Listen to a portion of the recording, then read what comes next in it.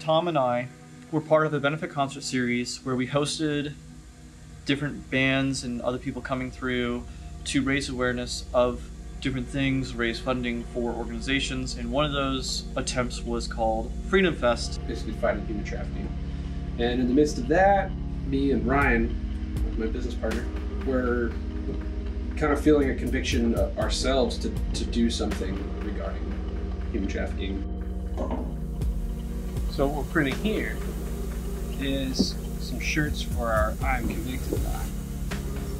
The I'm Convicted line is like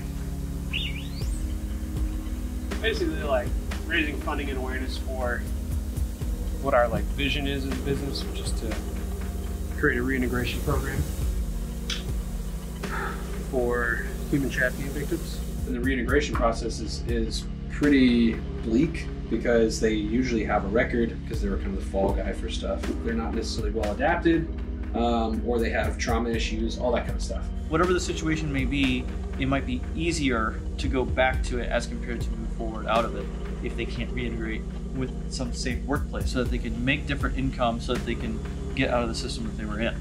At that same time, Ryan and I happened upon this opportunity to start doing screen printing, and we were like, hey, what if we like put this together? And we were working with a bunch of bands too, and bands always need merch, and we're like, well, we have a ready-made market of clients. We have this mission and vision, and then we have this opportunity to start a business.